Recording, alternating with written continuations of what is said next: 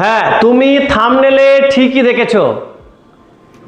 আজকে এই ভিডিওর মাধ্যমে আলোচনা করা হবে দ্বাদশ শ্রেণীর যে থার্ড সেমিস্টারের বাংলা, সেই বাংলার কিছু গুরুত্বপূর্ণ এমসিকিউ আকারের প্রশ্ন এবং উত্তর, যেটা তোমার উচ্চ মাধ্যমিক পরীক্ষার প্রশ্নে অবশ্যই থাকবে, অর্থাৎ 100% কমন তুমি পাচ্ছ। এই ভিডিওতে সেই সকল প্রশ্ন এবং উত্তরগুলোকে আলোচনা করা হবে এবং স্ক্রিনে তুলে ধরা হবে, যাতে তোমরা স্ক্রিনশটের মাধ্যমে প্রশ্ন এবং উত্তরগুলোকে কালেক্ট করে নিতে পারো। তাই ভিডিওকে স্কিপ না করে সম্পূর্ণ দেখার চেষ্টা করো। আর যদি ভিডিও ভালো লেগে থাকে তাহলে অবশ্যই একটা লাইক দিও। আর এইরূপ সাজেশন স্বরূপ প্রশ্ন এবং সমস্ত বিষয়ের বিস্তারিত বর্ণনা জানতে হলে, অর্থাৎ শিক্ষণীয় ভিডিও পেতে হলে আইএসপি তুফান খাদিম চ্যানেলকে সাবস্ক্রাইব করে রাখো।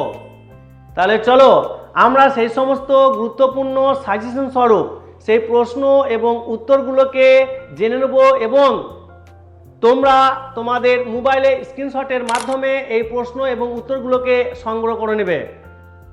আর যদি মনে হয় যে পুরো পিডিএফটাই আমাদের প্রয়োজন, তাহলে অবশ্যই এই যে স্ক্রিনে দেওয়া যে নাম্বার, সেই নাম্বারের মাধ্যমে যোগাযোগ করে খুব যৎসামান্য পারিশ্রমিকের দ্বারা এই পিডিএফটা তোমরা সংগ্রহ করতে পারবে। দেখো, প্রথমেই বলে রাখি, এটা হচ্ছে আমার সেই লেখা বইয়ের, অর্থাৎ এমসিকিউ আকারের যে বই, সেই বইয়ের ফ্রন্ট পেজ, অর্থাৎ দ্বাদশ শ্রেণীর থার্ড সেমিস্টারের বাংলা সাজেশন, অর্থাৎ নিউ সিলেবাসের 100% কমন অনুযায়ী বাংলার প্রশ্ন এবং উত্তর।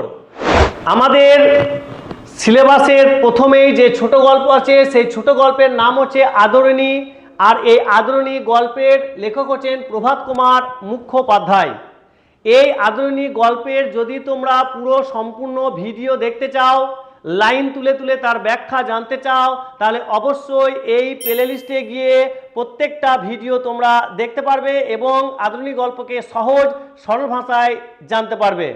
এই আদরিণী গল্পের অন্তর্গত যে সপ্তম পরিচ্ছেদ, সেই সপ্তম পরিচ্ছেদের অন্তর্গত টেক্সট বইটাকে ধরে ধরে টেক্সট বইটার লাইনগুলোকে তুলে তুলে যে গুরুত্বপূর্ণ প্রশ্নগুলো আছে, সেই প্রশ্নগুলো আমি তোমাদেরকে স্ক্রিনের সামনে তুলে ধরছি। তোমরা অবশ্যই সেগুলোর স্ক্রিনশট নিয়ে নিও।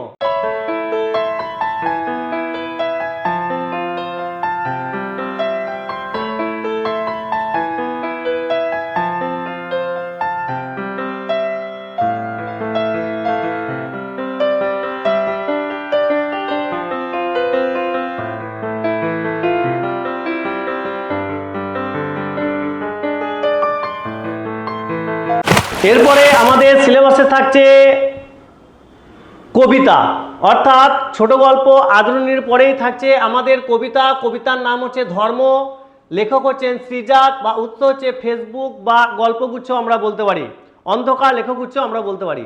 তাহলে এই ধর্ম কবিতার প্রত্যেকটা চরণ এবং চরণের অন্তর্নিহিত শব্দ এবং তার অর্থ এবং কবিতার মর্মার্থ কি, কবি শ্রীজাত কি বলতে চেয়েছেন, যদি তার বিস্তারিত জানতে চাও তাহলে অবশ্যই তোমরা এই ভিডিওটা দেখো, যার লিঙ্ক ডেসক্রিপশনে দেওয়া আছে। আর এই ধর্ম এবং এই ধর্ম কবিতার সেই সকল গুরুত্বপূর্ণ প্রশ্নগুলো আমি স্ক্রিনে দিয়ে রাখলাম, তোমরা অবশ্যই স্ক্রিনশট করে নিও।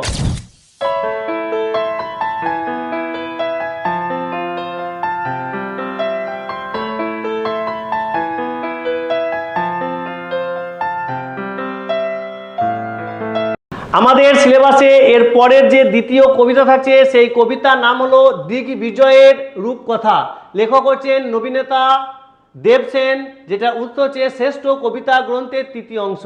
তাহলে এই কবিতা থেকে সেই সমস্ত গুরুত্বপূর্ণ প্রশ্নগুলোকে কবিতার লাইন ধরে ধরে করা হয়েছে।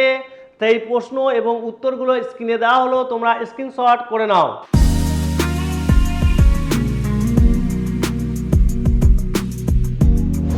এরপরে আমাদের সিলেবাসে থাকছে প্রবন্ধ। প্রবন্ধ কি থাকছে? বাংলা ভাষা, লেখক হচ্ছেন স্বামী বিবেকানন্দ।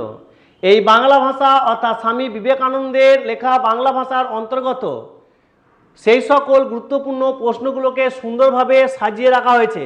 যদি তোমরা এই ধরনের এই প্রশ্ন এবং উত্তর পেতে চাও, তাহলে অবশ্যই এই হোয়াটসঅ্যাপ নাম্বারের মাধ্যমে যোগাযোগ করে খুব অল্প পারিশ্রমিকের দ্বারা সেই পিডিএফটা সংগ্রহ করে নিতে পারবে।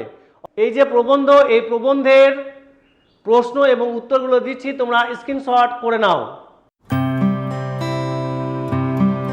এরপরে আমাদের সিলেবাসে থাকছে একটি নাট্য আকারে, যার নাম হচ্ছে পোর্টরাজ।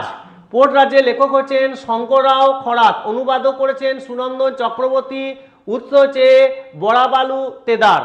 অর্থাৎ আদিবাসী সম্প্রদায়কে নিয়ে যে এক ধরনের গল্প বা নাট্য আকার আছে, সেটা যে গুরুত্বপূর্ণ প্রশ্ন এবং উত্তরগুলো উচ্চ মাধ্যমিকের জন্য রয়েছে, সেই প্রশ্ন এবং উত্তরগুলো আমি স্ক্রিনে দিচ্ছি, তোমরা স্ক্রিনশট করে নাও।